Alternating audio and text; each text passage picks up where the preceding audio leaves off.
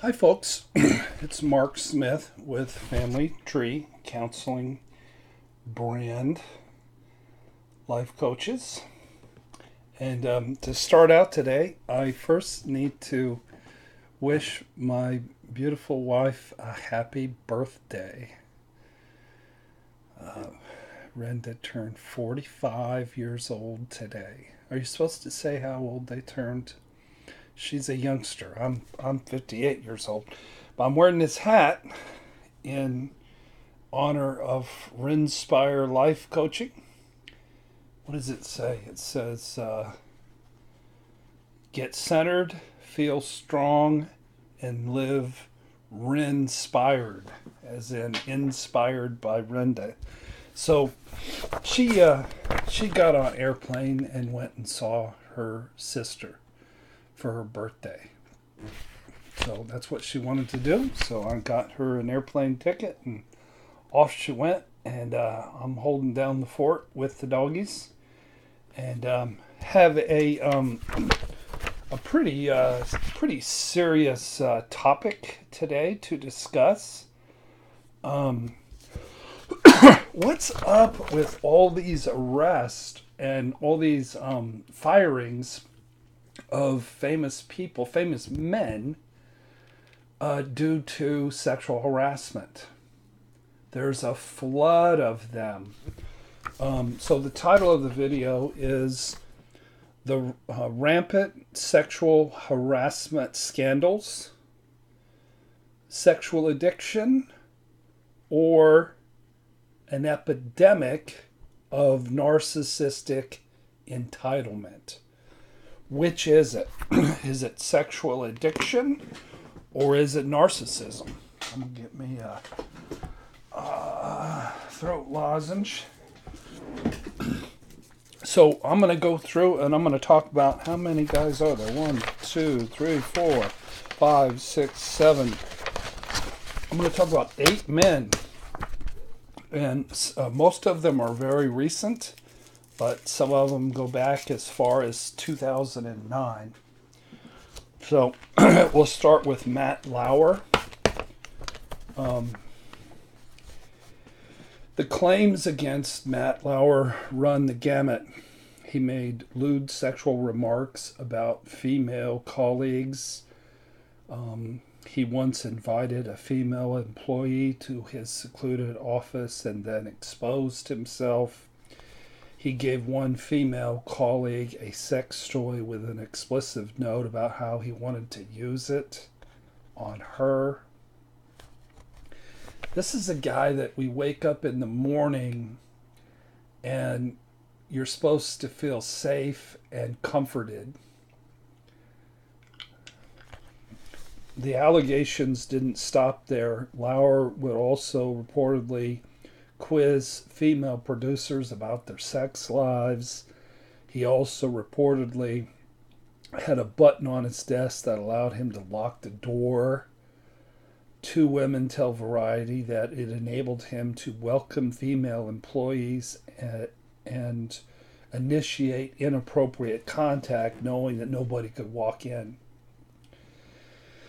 One spokesperson said there were a lot of consensual relationship, but that's still a problem because of the power he held. He couldn't sleep around town with celebrities or on the road with random people because he's Matt Lauer and he's married. So he'd have to do it within his stable where he exerted power and he knew people wouldn't ever complain. NBC had received 2 additional complaints about Lauer.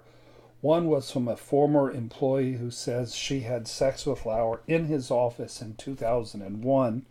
She told the Times that she felt helpless because she didn't want to lose her job, adding that she didn't report the encounter at the time because she felt ashamed. So then there's Charlie Rose. 8 women have told the Washington Post that the longtime television host Charlie Rose made unwanted sexual advances toward them, including lewd phone calls. walking around naked in their presence, or groping their breasts, buttocks, or genital areas. The women were employees or aspired to work for Rose on the Charlie Rose Show from the late 1990s to 2011. They ranged in age from age 21 to 37 at the time of the alleged encounters. Rose, who is 75 years old, his show airs on PBS and Bloomberg TV. Also co-host CBS This Morning, and is a contributing correspondent for 60 Minutes. Again, Charlie Rose, a face and a voice that we have trusted for decades. Harvey Weinstein, one of the top producers in Hollywood. It came out that more than 70 women, including Gwyneth Paltrow, Rose McGowan, and Angelina Jolie, have accused the former studio head of sexual harassment or assault. In the wake of the allegations, Weinstein was fired from his own company and expelled by the Television Academy, and his wife of 10 years announced she was leaving him. Weinstein, who denies all allegations of rape against him, checked into a treatment center but left after 1 week. U.S. Weekly confirmed on October 20th. Then there's the actor Kevin Spacey, and I'm a big Kevin Spacey fan, but actor Anthony Rapp claimed in an interview with BuzzFeed News on October 29, 2017, that the two-time Oscar winner made sexual advances toward him in 1985 when Rapp was 14 years old. Less than a week later, 8 current and former House of Cards employees came forward to CNN to allege that Spacey had sexually harassed or assaulted them. And, in the House of Cards, he plays this diabolical narcissist, like the worst narcissist in the history of the planet, the friggin' devil himself. And he played, a sex addict, and evidently he was behaving this way on the set. On November 8th of 2017, Heather Unruh, a former Boston TV news anchor, claimed that Spacey assaulted her then 18-year-old son, Will Little, in a Nantucket bar in July of 2016. In the light of these allegations, Spacey is seeking unspecified treatment.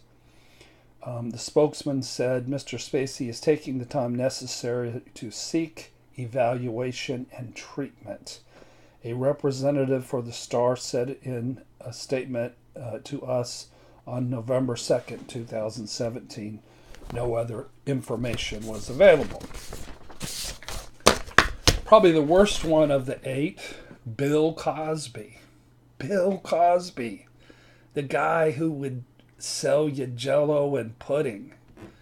Bill Cosby was charged with 3 counts of aggravated indecent assault against former Temple University basketball staffer Andrea Constan, who alleges that the comedian drugged and molested her in 2004 at his home outside of Philadelphia. The case concerns one woman, but has brought to the forefront dozens of women who have accused the 79-year-old entertainer of violating them. Many also claimed that they too were drugged.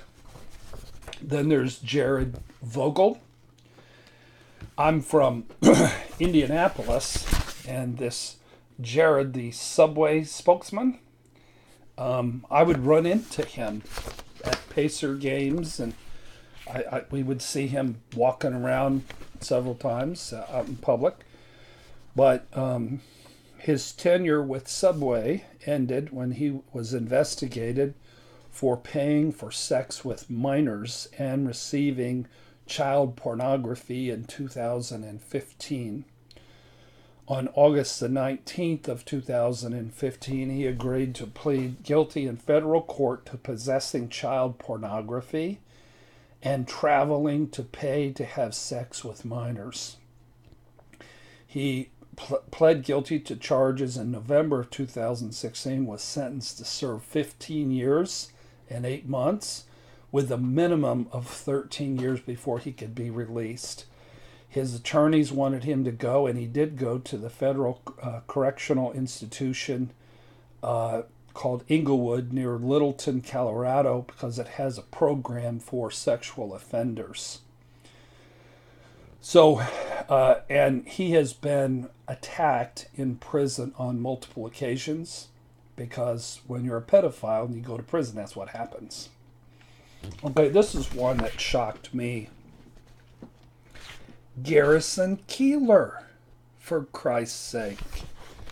The syndicated radio host Garrison Keillor confirmed on Wednesday, November 28, 2017, that he was let go by Minnesota Public Radio after allegations of harassment, sexual harassment, surfaced against him. In an email to the Associated Press, Keillor claimed that his employment was terminated over a story that I think is more interesting and more complicated than what really happened. So he's sort of denying it. NPR President John McTaggart said in a statement that this decision is the right thing to do, and it's necessary to continue to earn the trust of our audience, employees, and supporters. And then, of course, perhaps the most famous one and the oldest one on the list, Tiger Woods. In a recent internet article I read, the author said the golf world is still rooting for Tiger Woods. Fans of the game would love to see the Tiger of old swinging away and winning majors, breaking records, and dominating the field. Everyone loves a comeback and a good redemption story. I think when people get injured and then they make a comeback, that seems to be a better story than, sexual addiction or narcissism.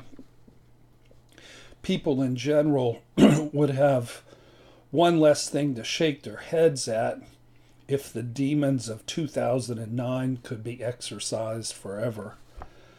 Unlike with some famous types who have a certain something about them that begs for comeuppance, the real bad narcissists, you'd be hard-pressed to find very many people who took pleasure in Woods' plummet from grace.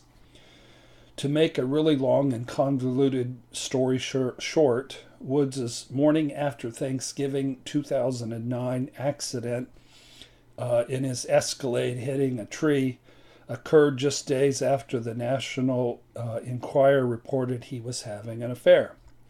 In the wake of the crash, Woods called what happened a private matter and denounced any rumors that his wife of 5 years and mother of his 2 children had taken a swing at him with a golf club before he got into the vehicle.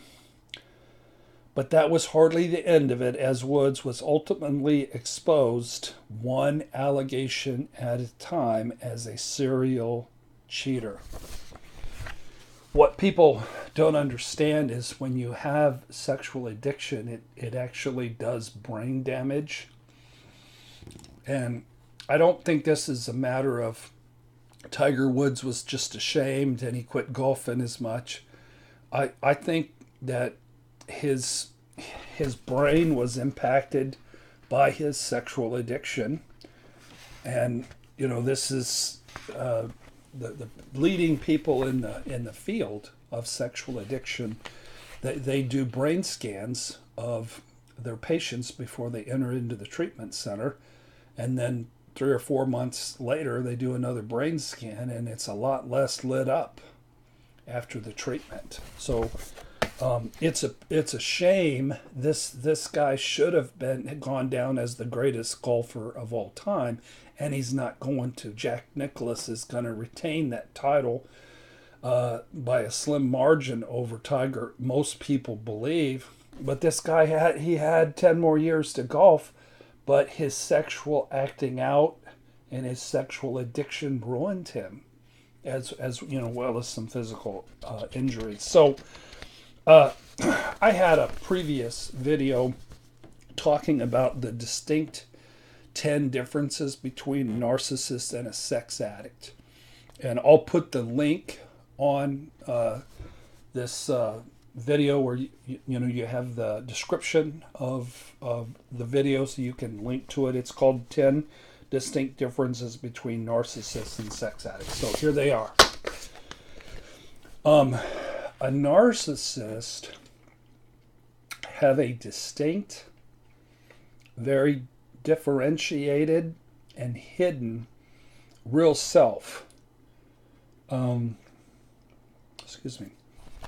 I would put Bill Cosby in that department, because he has one persona that is, the most wholesome dad on television, and then one persona who's a serial rapist who is just a whole nother person who's hidden his real self.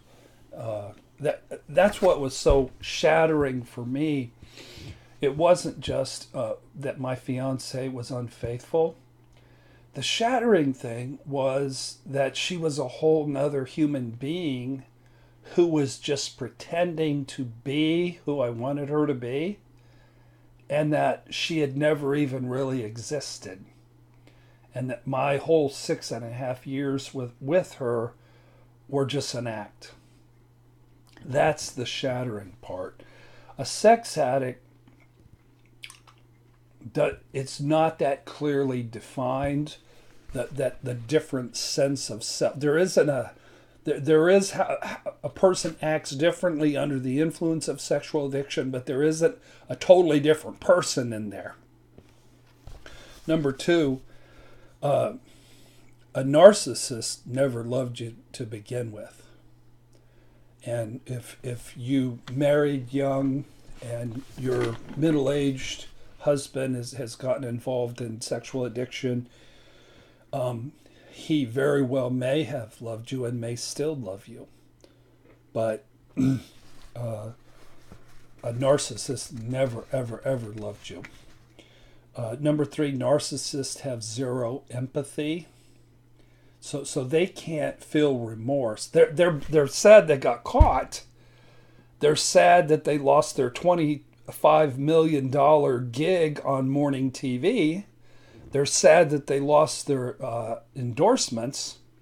But are they truly empathically understanding of how they hurt the people that they assaulted? Number four, narcissists have a self-serving agenda where they constantly use people, consume people, feed off narcissistic supply, using them for money, legitimacy, power, sex. A sex addict is pretty much just after sex. A narcissist is looking for power, legitimacy, control. Their narcissistic supply is broader than a sex addict. Number five, with a sex addict, there usually aren't any flying monkeys involved, but with a narcissist, they fill the skies till the skies are dark with their flying monkeys. Number six, as I said, they have zero genuine remorse. It might say, like the statement about Kevin Spacey, it said he's reflecting and going to seek treatment. It's like he didn't know that he was acting out. He's got a disease. he needs to go to the doctor and get treated. And I do believe that sexual addiction is real and it needs to be treated. But there was something about it was like it wasn't I'm heartbroken because I acted out. It's I'm going to check it out and see what the doc says. So there was something real unapologetic about that. Number 7, when a narcissist gets caught and this gets publicized, they rage. Hell hath no fury like a narcissist that's been exposed. Number 8, sex addicts usually don't have dramatic and vicious grand finales. It's all about the sex. It's not about the mind fucking. A narcissist, it's all about the mind fucking. The sex is incidental. You get it?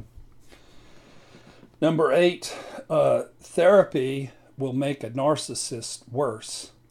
But for a broken, teachable, motivated, trustworthy, trusting sex addict, therapy will make them better. And number 10, 12-step works for a sex addict, any kind of addict, but it will not work for a malignant narcissist.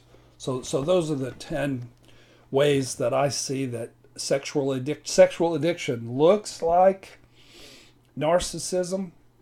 Narcissism looks like sexual addiction. And then there's just somebody who's having an affair.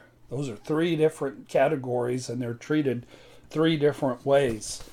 So is Matt Lauer a sex addict or a narcissist, or Charlie Rose or Harvey Weinstein or Kevin Spacey or Jared Fogle? Jared Fogle's definitely a sex addict because of the illegality, the child pornography, the paying. Bill Cosby is also obviously a sex addict, and that all these men behave in sexually addictive ways. Do I know for a fact that they're all malignant narcissists? I do not. I've never met Matt Lauer or Charlie Rose or Harvey Weinstein. Harvey Weinstein definitely is a hardcore, horrific sex addict and probably is all these men probably are narcissists. I wouldn't have suspected Garrison Keillor, but that's the thing about narcissism. Is you can have a whole nother persona. And thank God that women are standing up and naming men like this, and all of them are losing their jobs. And they're losing their jobs immediately.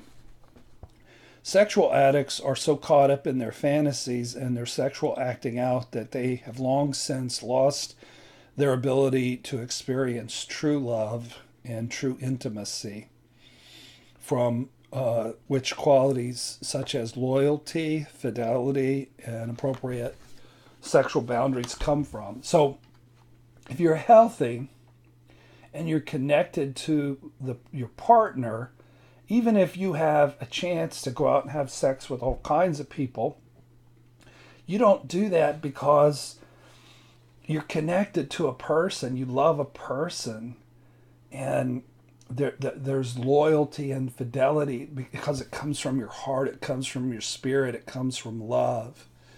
That sexuality is special only to be with that special person. If a sexual addiction exists, the therapeutic approach is different than your garden variety affair. And I'm going to be making some other videos about garden variety affair. Not everybody who has an affair is a narcissist. Not everybody who has an affair is a sex addict. A lot of affairs have very little to do with sex, in fact. And then the treatment for a full-blown malignant narcissist is different than the treatment for a sex addict, which is different than treatment for an affair. And so as a therapist, I don't make my mind up before folks come to my office. I do a thorough assessment and I try to find out who I'm dealing with. Is this a sexual addict?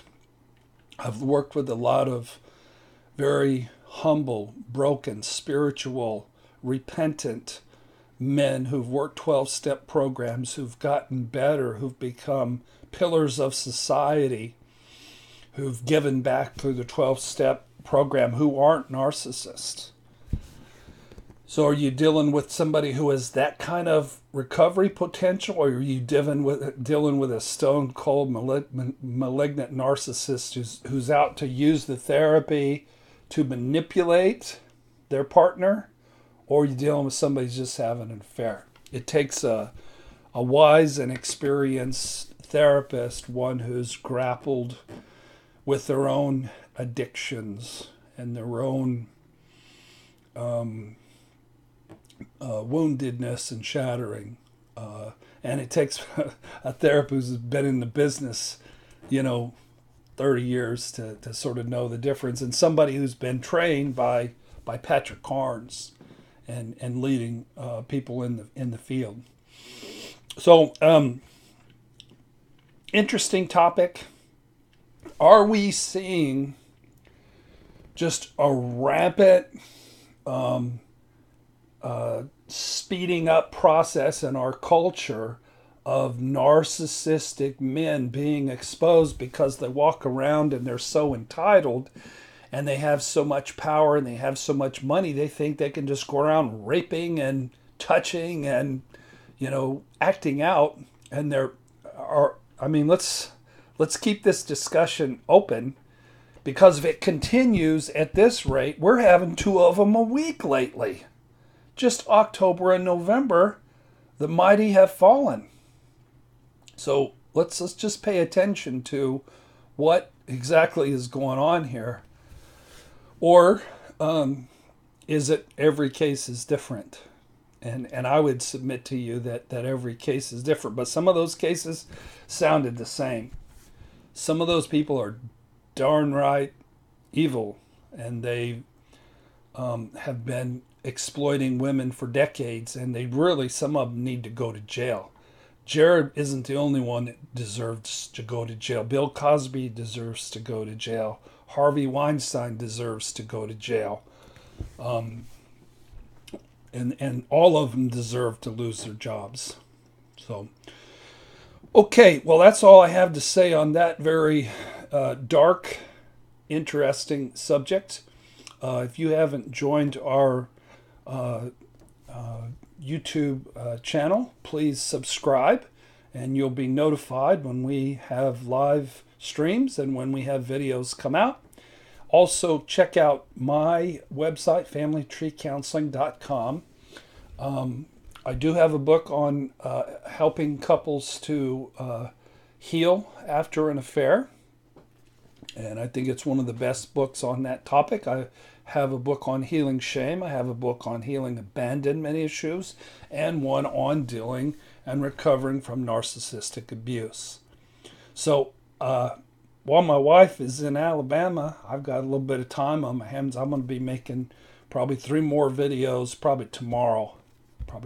So, thank you for watching today. Sorry for the really dark topic, but it's exploding in our culture, and we need to have a discussion. We need to have a dialogue as to what's going on here, because it's big and it's going to get bigger.